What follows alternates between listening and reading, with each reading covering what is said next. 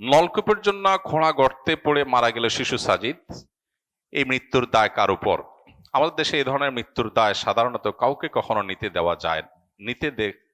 নিতে দেখা যায় না। এর কারণ কি এবং প্রতিকারের উপায় কি? এরপরের প্রশ্ন হলো, এক পিতা তার কন্যাকে বিবাহ দিতে চাচ্ছেন কিন্তু সে নারাজ। তাকে জিজ্ঞেস করা হলে তার ব্যক্তি রুচি বা শারীরিক কোনো সমস্যা আছে কিনা, সে বলল না। তাহলে কেন বিবাহ করতে চাচ্ছে না? সে উত্তর দিল, দাম্পত্য জীবন তার কাছে কঠিন মনে হয়, সে একাকী জীবন কাটাতে চায়, তার এক কথায় সে বিবাহ করবে না।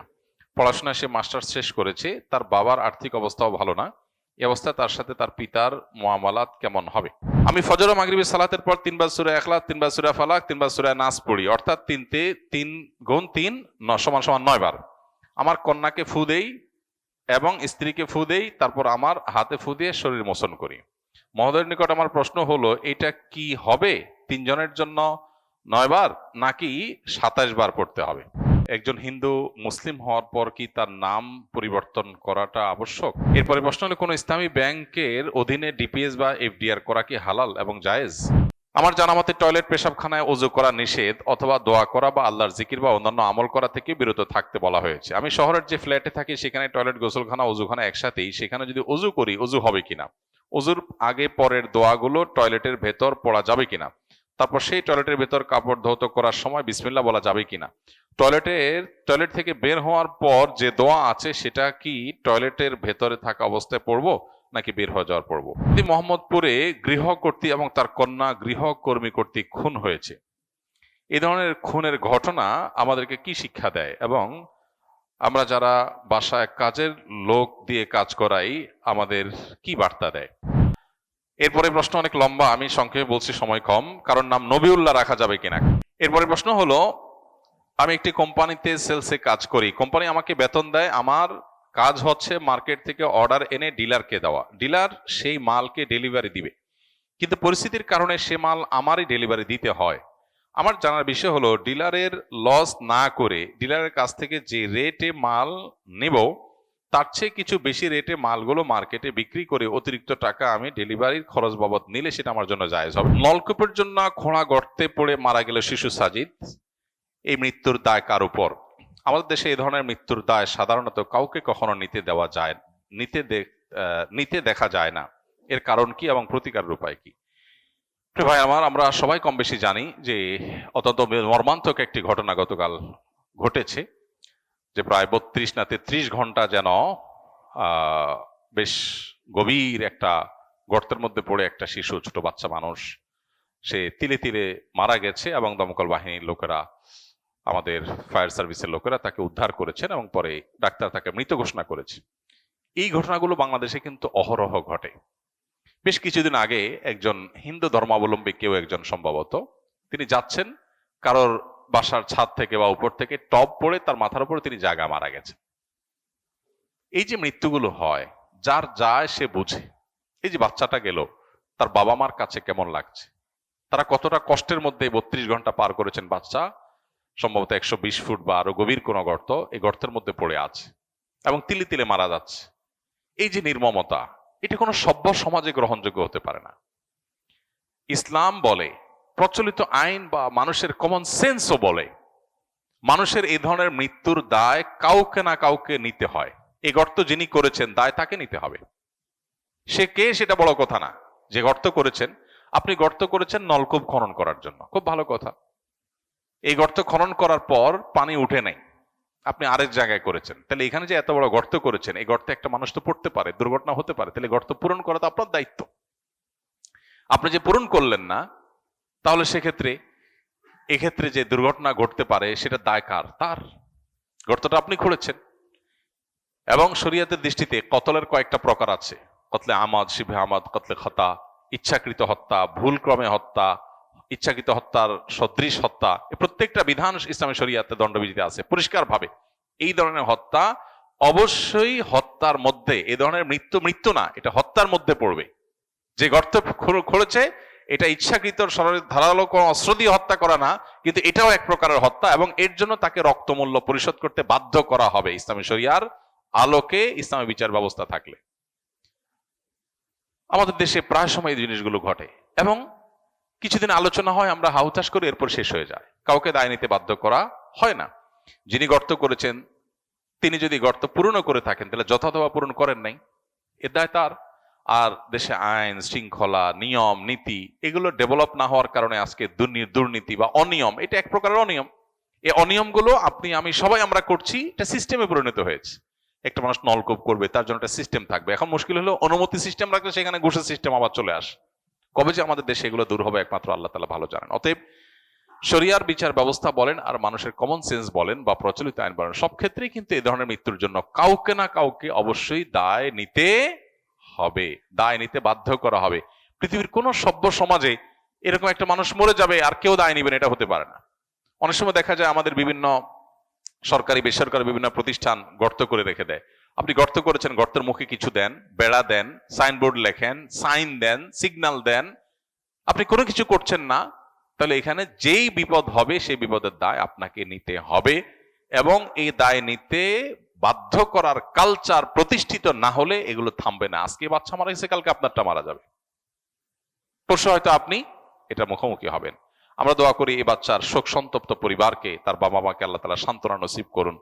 তারা যে সন্তান হারিয়েছেন তার চাইতে ভালো উত্তম বিকল্প দিয়ে আল্লাহ তাআলা তাদের অন্তরটাকে অন্তত সান্ত্বনা এবং অন্তরটাকে জোড়াবার তৌফিক দান করুন। এবং সেই সাথে আমাদের দেশে যে অনাচার, এই যে সিস্টেমহীনতা, 50টি বছর পার হয়ে যাওয়ার পর একটা দেশে এই মিনিমাম সিস্টেমটা যারা ডেভেলপ করতে পারে নাই, তাদের লজ্জা হওয়া উচিত, তাদের লজ্জা হওয়া উচিত। টাকা নাই, পয়সা নাই, অন্যান্য দেশের মতো স্বর্ণের খনি নাই, তেলের খনি নাই, বুঝলাম, কিন্তু সিস্টেমটা ডেভেলপ করার জন্য তো স্বর্ণের খনির প্রয়োজন হয় না। এতটুকু প্রয়োজন পর্যন্ত আমার দেশে পূরণ হয় নাই। এখনো আফ্রিকার অনেক অনুন্নত দেশের মতো চলছে আমাদের দেশ, অথচ উন্নতির ফুলঝুড়ি আমাদের নেতাদের মুখে অনবরত ফুটতে থাকে। এটা কখনো গ্রহণযোগ্য হতে পারে না। আমরা দোয়া করি আল্লাহ তাআলা আমাদেরকে এই সিস্টেম থেকে বেরিয়ে আসার তৌফিক দান করুন। এরপরের প্রশ্ন হলো, এক পিতা তার কন্যাকে বিবাহ দিতে চাচ্ছেন কিন্তু সে নারাজ। তাকে জিজ্ঞেস করা হলে তার ব্যক্তি রুচি বা শারীরিক কোনো সমস্যা আছে কিনা, সে বলল না। তাহলে কেন বিবাহ করতে চাচ্ছে না? সে উত্তর দিল, দাম্পত্য জীবন তার কাছে কঠিন মনে হয়, সে একাকী জীবন কাটাতে চায়, তার এক কথায় সে বিবাহ করবে না।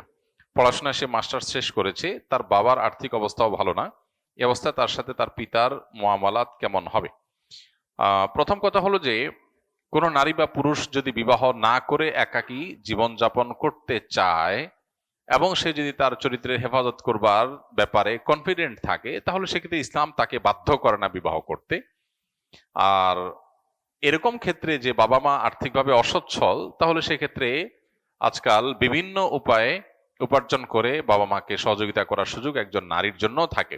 তিনি সেই চেষ্টা করবেন, বাবা মার উপরে বোঝা হবেন না। এটা হলো মৌলিক কথা। এরপর আসা যাক এই বিবাহের প্রতি যে অনাগ্রহ, এই অনাগ্রহের কারণ কি? এটা অবশ্য ব্যক্তি ভেদে ভিন্ন হতে পারে। যার ব্যাপারে প্রশ্ন করা হয়েছে হতে পারে তার কোনো যৌক্তিক কারণ আছে, হয়তো তার মানসিক ভীতি কাজ করছে, যেটা হয়তো কাউন্সিলিং এর মাধ্যমে ঠিক হতে পারে। আমার বিশ্বাস বা ধারণা যে এর মাধ্যমে ঠিক হতে পারে। অতএব ভালো কাউন্সিলরের মাধ্যমে যদি তাকে কাউন্সিলিং করানো হয়, বোঝানো হয় এবং উদ্যোগ নেওয়া হয়, হয়তো তার এই বিবাহ ভীতি দূর হবে। তবে অল ওভার সারা বিশ্বব্যাপী একটা বড় সংকট চলছে, সেটা হলো গোটা পৃথিবীতে আজ বিবাহটা এটাকে অনেকটা আতঙ্কের অপর নাম হিসাবে প্রতিষ্ঠিত করা হচ্ছে, প্ল্যান ওয়াইজ করা হচ্ছে। কেন? যাতে করে মানুষ বিবাহের পথ থেকে সরে এসে নিজেদের জৈবিক চাহিদা পূরণ করবার জন্য হারাম পথে পা বাড়ায়। এটা করলে তাদের লাভ কি? এটা করলে তাদের লাভ হলো মানুষের প্রথমত পৃথিবীতে মানুষের অস্তিত্বই হুমকির মধ্যে পড়বে। নানান প্ল্যান প্রোগ্রাম পৃথিবীর আপনার কর্তাদের, পৃথিবীর নিয়ন্ত্রকদের, পৃথিবীর আপনার নেপথ্যের নায়কদের নানা প্ল্যান প্রোগ্রামের অংশ এটি। আমরা মুসলিম সমাজগুলোতে পর্যন্ত এই সমস্যা দেখছি, আর অমুসলিম প্রধান সমাজগুলোতে তো, উন্নত দেশগুলোতে তো এখন বিবাহ রীতিমতো ভয়ের ব্যাপার, কেউ বিয়ে করতে চায় না। অথচ যারা দিন মেনে চলেন, যারা আল্লাহর কাছে নিজেকে সমর্পণ করেছেন, যারা আসলেই মুসলিম হয়েছেন, তারা বৈবাহিক জীবনটাকে এতটা উপভোগ করেন, এটা তাদের জন্য এতটা উপভোগ্য যে এটা দুনিয়ার একটা জান্নাতি জীবন বলা যেতে পারে। আল্লাহ তাআলা যাদেরকে জীবন দিয়েছেন, যারা তৌফিক পেয়েছেন, তারাই জানেন যে একটা সুন্দর দাম্পত্য জীবন কতটা উপভোগ্য। নবী করিম সাল্লাল্লাহু আলাইহি সাল্লাম সেজন্য বলেছেন, আদ-দুনিয়া কুল্লুহা মাতা ওয়া খায়রু মাতা'আদ দুনিয়া আল মারআতুস সালিহা। পুরো দুনিয়ার সবকিছুতেই আল্লাহ রাব্বুল আলামিন তার নেয়ামত রেখেছেন। সবচাইতে উপভোগ্য নেয়ামত আল্লাহর একজন সৎ জীবন সঙ্গিনী, নেককার জীবন সঙ্গিনী। ঠিক একই কথা একজন নারী বেলায় প্রযোজ্য, তার জন্য একজন সৎ নেককার জীবন সঙ্গী পাওয়া সবচেয়ে উপভোগ্য। এখন বিবাহটাকে ভীতিকর বিষয়ে পরিণত করা হয়েছে নানাভাবে। একে তো আমাদেরকে অনেক বেশি তথাকথিত অধিকার সচেতন করা হয়েছে। এখন প্রত্যেকটা মানুষ অধিকার সচেতন। একটা বাচ্চা বলে আমার অধিকার, আমার রাইট। হ্যাঁ, অবশ্যই মানুষের অধিকারের ব্যাপারে মানুষ সচেতন হবে। ইসলাম অধিকারের উপর আমাদেরকে সতর্ক করেছে। আল্লাহর অধিকার নষ্ট করলে এত বড় শক্ত আযাব বা শাস্তির কথা নেই, বান্দার অধিকার নষ্ট করলে যত বেশি শাস্তির কথা। এই জন্য হুকুকুল ইবাদের ব্যাপারে যুগে যুগে ওলামা একরাম সতর্ক করেছেন, ফকিহগণ সতর্ক করেছেন। ইসলামের সবগুলো থটে হুকুকুল ইবাদের ব্যাপারে সর্বোচ্চ সতর্ক আমাদেরকে থাকতে বলা হয়েছে। কিন্তু ইসলাম আমাদেরকে সবসময় কর্তব্য পরায়ণ হতে বলে। অধিকার সচেতনতার তুলনায় আমাদের মধ্যে কর্তব্য পরায়ণতা বেশি যেন আসে, ইসলাম সেই জিনিসটার জন্য চেষ্টা করে। আর ভোগবাদী এই পৃথিবী আপনাকে কর্তব্য পরায়ণ হওয়ার চাইতে অধিকার সচেতন হওয়ার ব্যাপারে বেশি আপনাকে অ্যাওয়্যার করবে, তারা বেশি চেষ্টা করবে। এর ফলশ্রুতিতে যেটা হয়েছে, একটা মানুষ স্যাক্রিফাইসের মানসিকতা, ত্যাগের মানসিকতা মানুষের মধ্যে কমে যায়। এখন দেখবেন ত্যাগের মানসিকতা নেই, সবাই শুধু এটা আমার আমার আমার কি হলো, আমার কি হলো, আমি কেন করবো, এগুলো। ছাড়ের মানসিকতা নাই। ইসলাম আমাদেরকে পদে পদে ছাড় শিখিয়েছে। কোনো মানুষ যদি স্যাক্রিফাইস শিখে, ছাড় শিখে, শুধু দাম্পত্য জীবন না, তার সামগ্রিক জীবনে সে সুখ শান্তি পাবে। আর যদি কেউ স্যাক্রিফাইস না শিখে, শুধুমাত্র অধিকার সচেতন হয়, তো সে তথাকথিত অধিকার হয়তো পাবে, কিন্তু সে মানসিক শান্তি কখনো পাবে না। এই জন্য দেখবেন উন্নত বিশ্বে অমুসলিমদের মধ্যে ঘরে ঘরে আত্মহত্যা, ডিপ্রেশন, ফ্রাস্ট্রেশন, হ্যাঁ, আপনার নানা রকম মনোবেদনা। ইভেন মুসলমানদের সমাজেও দিন থেকে যারা সরে যাচ্ছে, তাদের মধ্যে ফ্রাস্ট্রেশন, ডিপ্রেশন বাড়ছে। আর মুসলমান অনেক না খেয়ে আছে, কিন্তু মানসিকভাবে সে সুখে আছে, শান্তিতে আছে, হাসি মুখে আছে। আফ্রিকার অনেক গরিব দেশগুলোতে যাবেন, মুসলমানদের মুখে কি হাসি, কতটা খুশি, কত পরিতৃপ্ত সে আলহামদুলিল্লাহ বলছে। কারণ তার চাহিদার তুলনায় তৃপ্তি বেশি, চাওয়ার তুলনায় শুকরিয়া বেশি। যেই দম্পতি দাম্পত্য জীবনে স্বামী স্ত্রী পরস্পর প্রতি এই মানসিকতাটা লালন করে যে আমার জীবন সঙ্গী, তিনি হয়তো ভুল করেছেন, আমি ক্ষমা করি, আমি সবর করি, তিনি হয়তো এই জন্য করেছেন, তিনি যদি অন্যায় করেন তিনি আল্লাহর কাছে দায়ী থাকবেন, বাট আমি কোনো অন্যায় যেন না করি, আমি কর্তব্য পরায়ণতাকে প্রাধান্য দেই অধিকার সচেতনতার চাইতে, তাহলে সেক্ষেত্রে দেখবেন সেখানে জান্নাতি শান্তি বিরাজ করবে। এই যে বিবাহের প্রতি ভয় কাজ করছে, কারণ কি? কারণ হলো এই যে স্যাক্রিফাইসের মানসিকতা, এটা আজকের পৃথিবীতে কেউ আপনাকে বলবে না, শুধুমাত্র ইসলাম আপনাকে বলবে, দিন আপনাকে বলবে আপনি স্যাক্রিফাইস এবং স্যাক্রিফাইস এবং স্যাক্রিফাইস করেন। বাবার ক্ষেত্রে স্যাক্রিফাইস। এখন আপনি বলবেন এত স্যাক্রিফাইস করলে আমার কি হবে?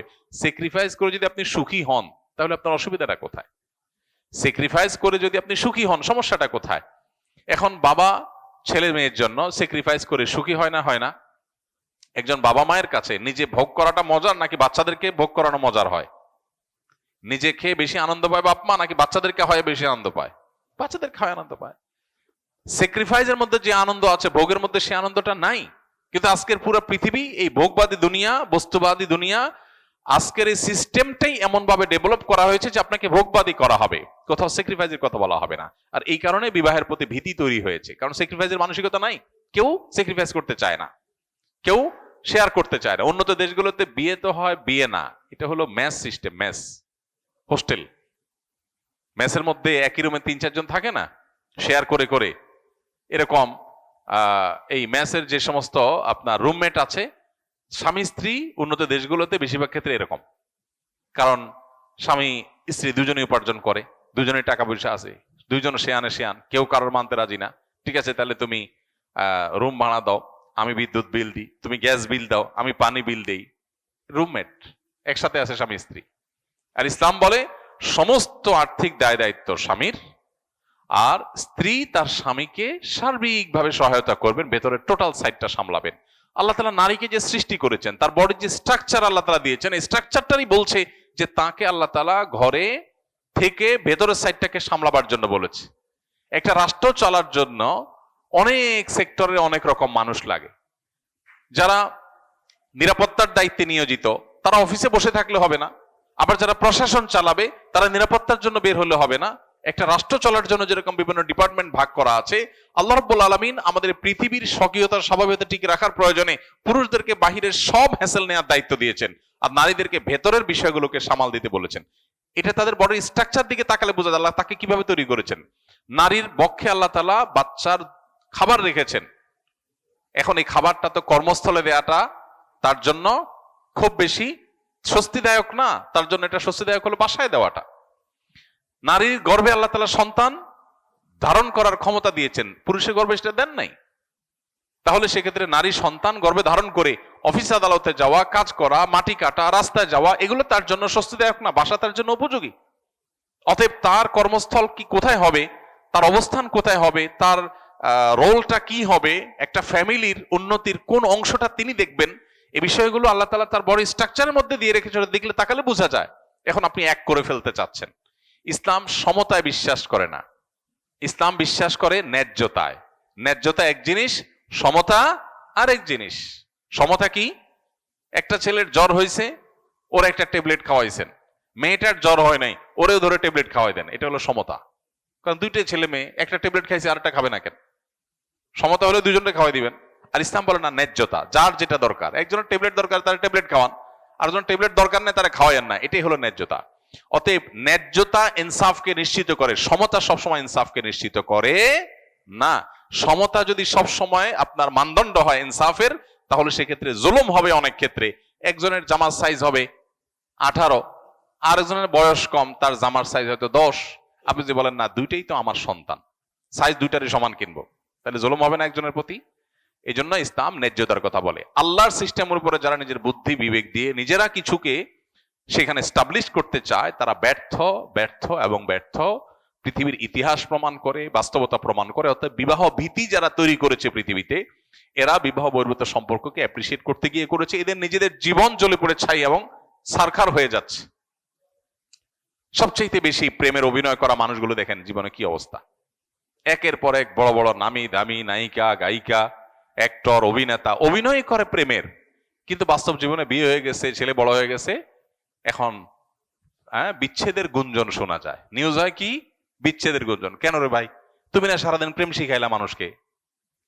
তোমার নিজের যদি এ দুরবস্থা হয়, তুমি কি প্রেমের শিক্ষক হইলা? আর প্রেমে শিখবা তুমি হুজুরদের কাছে আসো, শিখো। আঠার মতে এমন ভাবে মহব্বত লাগে, মরণ পর্যন্ত লেগে থাকে। আর তোমাদের এত মহব্বত, এত আই লাভ ইউ, এত হান তান মেসেজ, অমুক তমুক চ্যাটিং, মাগার বিবাহ টিকে না, সম্পর্ক টিকে না। 5 বিয়া, 6 বিয়া, 7 বিয়া, এরপরও শেষ হয় না। মনে হয় মরার আগে আরেকটা করে মরে। তো এই জন্য বিবাহ ভীতি তাদের মধ্যে আসে যারা দিন থেকে দূরে। যে দিনের মধ্যে থাকবে তার মধ্যে বিবাহ থাকবে না। আমার এই বোন দিন থেকে দূরে আছেন, আমি নিশ্চিত। দিনের ভিতরে থাকলে তার ভিতরে বিবাহ ভীতি আসবে না। হ্যাঁ, স্বামী হয়তো সে একটা ভিন্ন রকম মানুষ হতে পারে, হয়তো আমার সাথে তার মিল হবে না, তো আমি সবর করব, আমি সবর করব, আমি স্যাক্রিফাইস করব। করলে তো আমার লস নাই, আমার তো লাভ। এই জন্য আজকের বিশ্বে বিশেষ করে আমাদের এই বিষয়গুলোকে খুব মাথায় রাখতে হবে। বিবাহ ভীতি আমাদের তরুণদের মধ্যে, আমাদের দেশে এখন শুরু হয়ে গেছে, যেটা পশ্চিমা পৃথিবীতে অনেক আগে থেকে হয়েছে। কারণ ওই যে আপনি বিবাহ বহির্ভূত সম্পর্ককে অ্যাপ্রিসিয়েট করেছেন, মানুষকে দিনই চেতনার মধ্যে থেকে দূরে সরাইছেন, অটোমেটিক বাই ডিফল্ট এই সমস্ত আযাব মানুষের জীবনে আসবে। আমি ফজর ও মাগরিবের সালাতের পর 3 বার সূরা ইখলাস, 3 বার সূরা ফালাক, 3 বার সূরা নাস পড়ি, অর্থাৎ 3 গুণ 3 = 9 বার। আমার কন্যাকে ফু দেই এবং স্ত্রীকে ফু দেই, তারপর আমার হাতে ফু দিয়ে শরীর মোচন করি। মহোদয়ের নিকট আমার প্রশ্ন হলো, এটা কি হবে 3 জনের জন্য 9 বার নাকি 27 বার পড়তে হবে? হ্যাঁ, খুব দরকারি প্রশ্ন ভাই। অনেকে এই শর্টকাট পদ্ধতিটা করেন। আর রাতে শোয়ার আগে 3 কুল পড়ে শরীর দম করে ফু দিয়ে শোয়া সুন্নাত। আমাদের আধ্যাত্মিক এবং স্পিরিচুয়ালি নিরাপত্তার জন্য এটা খুব জরুরি। মানুষ যখন ঘুমায়, শয়তানের প্রভাব মানুষের মধ্যে পড়ে এবং অনেক সেহের মানুষের ভেতরে প্রবেশ করে শয়তানের মাধ্যমে ঘুমের, এবং ঘুমের স্বপ্নে অনেক কিছু মানুষ খায় যার মাধ্যমে সেহের মানুষকে করানো হয়। এরকম আরো অনেক ধরনের অনাচার এই সমস্ত ক্ষেত্রে হতে পারে। এছাড়াও আরো বিভিন্ন ধরনের ক্ষতি থেকে বাঁচার জন্য নবী সাল্লাল্লাহু আলাইহি ওয়াসাল্লামের যে আমলগুলো আছে এর ভিতরে একটা হলো, শোয়ার আগে বিছানা গেছেন, 3 বার সূরা ইখলাস পড়েন, 3 বার সূরা ফালাক পড়েন, 3 বার সূরা নাস পড়েন, পড়ে হাতে ফু দিয়ে পুরো শরীরে সেটা মোছেন, যেখানে যেখানে সম্ভব মোছেন। এটা হলো সুন্নাত। এটা নিজের নিরাপত্তার জন্য এবং মাসতুনাবল। এখন তো শুইতে গেলে মোবাইল টিপতে টিপতে ঘুমাই আমরা, এগুলো টাইম নেই। এখন যিনি প্রশ্ন করেছেন তার প্রশ্ন হলো যে তিনি 3 কুল পড়ে ফু দিছেন, এক 3 কুলেই 3 কুল 3 সূরা 3 বার 3 বার মোট 9 বার, এই এক পড়া দিয়ে নিজেও মুছলেন, বাচ্চারে বউরে সবাইরে মুছলেন। এই শর্টকাট পদ্ধতি করা যাবে কিনা? উত্তর হলো না, এটা করা যাবে না। এটা ওয়ান টাইম, প্রত্যেকে যার জন্য সে করবে। আপনার স্ত্রীটা আপনি করবে, স্ত্রীটা আপনি কেন করবেন? তারটা সে করবে। বাচ্চাটা বাচ্চারে শিখাবেন, বাচ্চা যদি ছোট হয় তাহলে আপনার জন্য একবার পড়ে ফু দিবেন, তার জন্য আবার পড়ে ফু দিবেন। এভাবে যদি একবার পড়ে ফু দিলে সবাইটা হয়ে যায়, তাহলে তো একবার পড়ে পুরো বাসা, পুরো মহল্লা, মসজিদে সবাই মুছতে মুছতে গেলেই তো হয়ে যায়। এতে শর্টকাট করা যাবে না, আর পড়লে তো সব হবে, সমস্যা কি? মোহাম্মদপুরে গৃহকর্ত্রী এবং তার কন্যা গৃহকর্মী কর্তৃক খুন হয়েছে। এই ধরনের খুনের ঘটনা আমাদেরকে কি শিক্ষা দেয়, এবং আমরা যারা বাসায় কাজের লোক দিয়ে কাজ করাই আমাদের কি বার্তা দেয়? দেখুন, আমাদের দেশে এই ধরনের ঘটনাগুলো অহরহ ঘটে, প্রায় সময় ঘটে। খুন আমাদের দেশে নুনের চাইতে সস্তা হয়ে গেছে। বিশেষ করে যে ঘটনাটা ঘটেছে, এখানে মাত্র 2000 টাকা চুরিকে কেন্দ্র করে, একটু জিজ্ঞাসাবাদের মুখোমুখি কেন্দ্র করে পরিকল্পিতভাবে পুলিশের বর্ণনা অনুযায়ী খুন করা হয়েছে। খুবই নির্মম একটা ব্যাপার। তো এই ধরনের ঘটনাগুলো বিচ্ছিন্ন দুর্ঘটনা বলা যেতে পারে, যে করেছে তার ভিতরে অপরাধ প্রবণতা ছিল, আগে থেকেও আছে, পুলিশ বলেছে, ইত্যাদি ইত্যাদি। কিন্তু এখানে পেছনে একটা মোটা দাগে কারণ আছে, একটা না, দুইটা মোটা দাগে কারণ আছে আমি মনে করি। প্রথমত, আমাদের দেশে নীতি নৈতিকতা, ধর্মের চর্চা, এই জিনিসগুলোকে দিন দিন এমন ভাবে আমরা একপাশে ঠেলে রেখে দিয়েছি যে এখন এটার কোনো বালাই নাই। যে খুন করেছে তার ভিতরে যদি আল্লাহর ভয় থাকতো, সে কি খুন করতে পারতো? অনেক সময় দেখা যায় গৃহকর্মীদের প্রতি গৃহকর্তারা জুলুম করেন। এই ঘটনায় সেরকম কিছু ঘটেছে বলে কোনো প্রমাণ নাই, এই ঘটনা বাদ দিয়ে আমরা বলতেছি জেনারেলি গৃহকর্মীদের প্রতি গৃহকর্তারা অনেক সময় জুলুম করেন। জুলুমের শিকার হইতে হইতে এক সময় সে রিয়্যাক্ট করে কিছু অঘটন ঘটায়। তো এই যে একজন গৃহকর্মী, গৃহকর্তা বা গৃহকর্ত্রী যে গৃহকর্মীর প্রতি, কাজের লোকের প্রতি জুলুম করে, এটাও এই জন্য করে তার ভিতরে আল্লাহর ভয় নাই।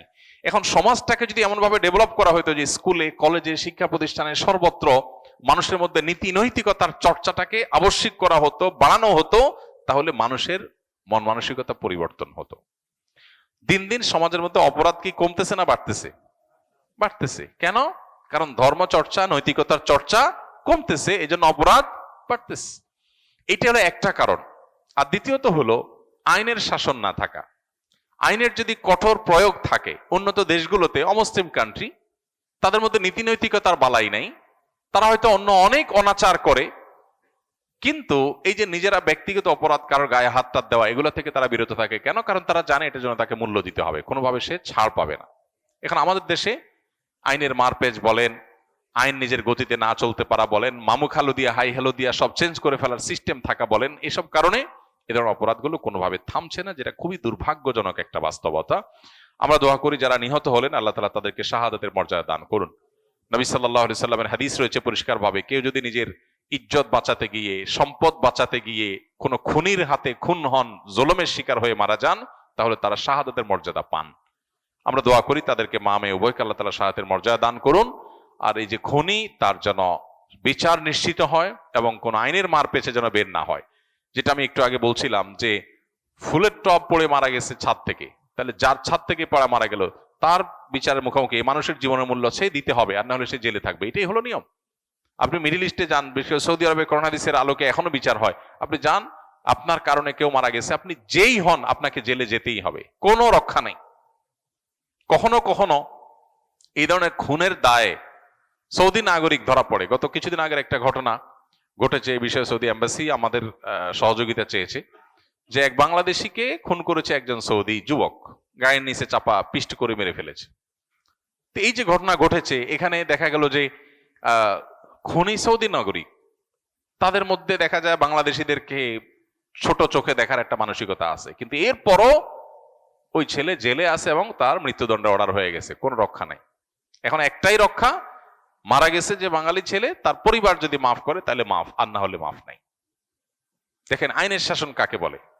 বাঙালি গেছে, সেখানে হয়তো একজন সাধারণ কর্মী হিসেবে, বাংলাদেশে মানুষ অনেকে হয়তো ক্লিনারের চাকরি করতে অনেকে যায়, অনেকে বড় ছোট কাজে যায়, যে যে কাজে যায়, কোনো কাজ ছোট না, কিন্তু বলতেছি হলো তাদের কাছে তো এটা ছোট, তারা তো এটা ছোট মনে করে।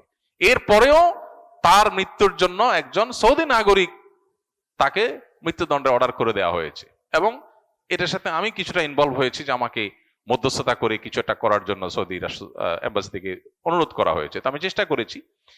ইস্যু হলো যে মূলত যে এটাকে বলে আইনের শাসন।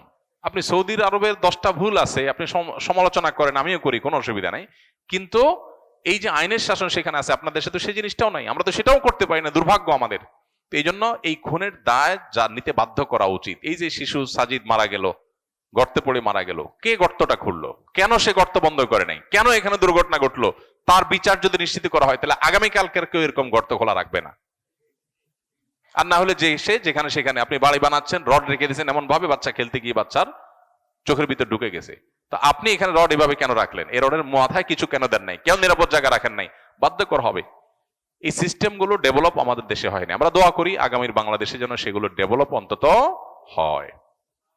এরপরে প্রশ্ন হলো, আমি একটি কোম্পানিতে সেলসে কাজ করি, কোম্পানি আমাকে বেতন দেয়, আমার কাজ হচ্ছে মার্কেট থেকে অর্ডার এনে ডিলারকে দেওয়া, ডিলার সেই মালকে ডেলিভারি দিবে, কিন্তু পরিস্থিতির কারণে সে মাল আমারই ডেলিভারি দিতে হয়। আমার জানার বিষয় হলো, ডিলারের লস না করে ডিলারের কাছ থেকে যে রেটে মাল নেব তার চেয়ে কিছু বেশি রেটে মালগুলো মার্কেটে বিক্রি করে অতিরিক্ত টাকা আমি ডেলিভারির খরচ বাবদ নিলে সেটা আমার জন্য জায়েজ হবে কিনা? উত্তর হলো না, সেটা আপনার জন্য জায়েজ হবে না। কারণ এক্ষেত্রে আপনি ক্রেতার ক্ষতি করলেন। ক্রেতা এই মালটা 10 টাকায় পাইতো, ডিলারের দায়িত্ব ছিল পোষায় দেওয়া, ডিলার না দেওয়ার কারণে আপনি পোষাচ্ছেন, এখন আপনি পোষাতে গিয়ে এটা 12 টাকা নিচ্ছেন, তাহলে ওই লোকটা 2 টাকা বেশি দিতে হচ্ছে। তার তো কোনো অপরাধ নাই, অপরাধ করেছে ডিলার। তো ডিলারের অপরাধের দায় আপনি তার উপরে চাপাচ্ছেন, এটা অন্যায় হবে।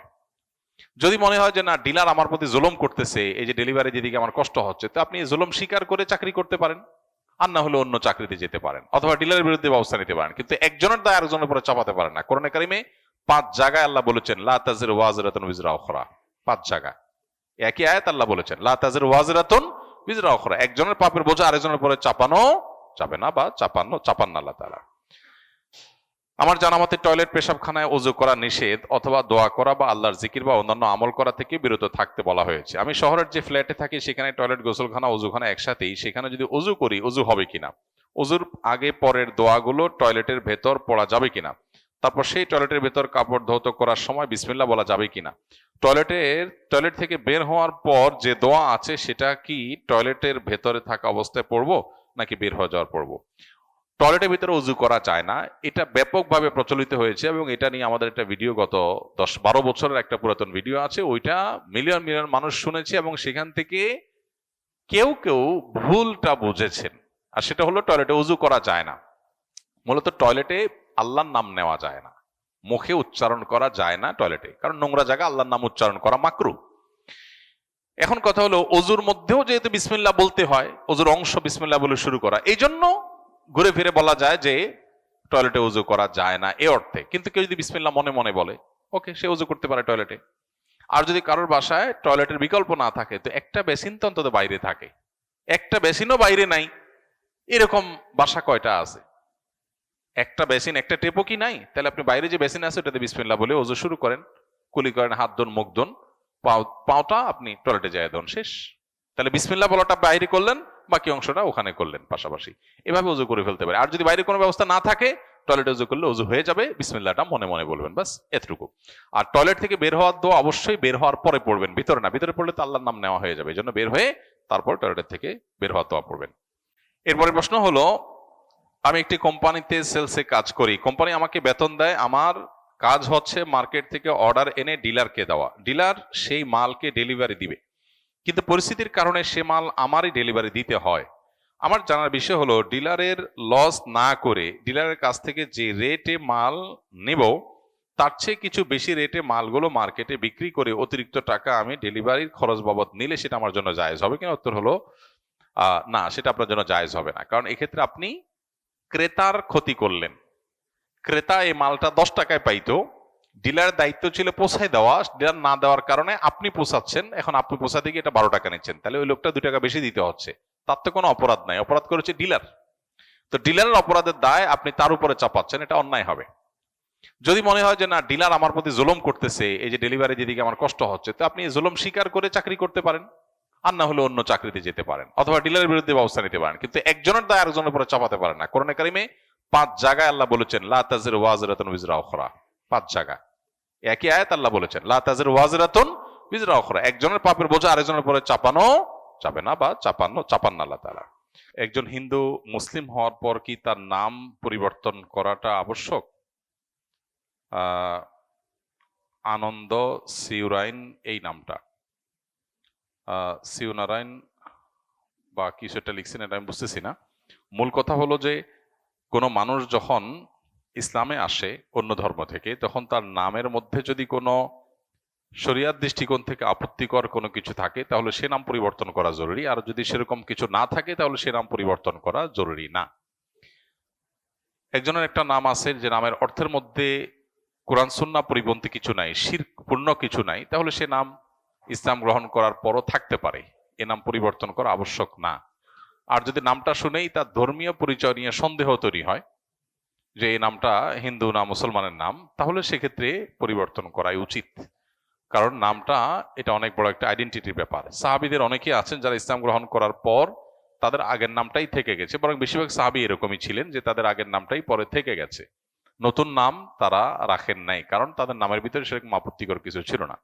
আমাদের সমাজে অবশ্য একটু সামাজিক বাস্তবতা আছে, সেটা হলো আমাদের এই সমাজে হিন্দুদের নামের একটা প্যাটার্ন আছে আলাদা, ধরন আছে, ধাঁচ আছে আলাদা।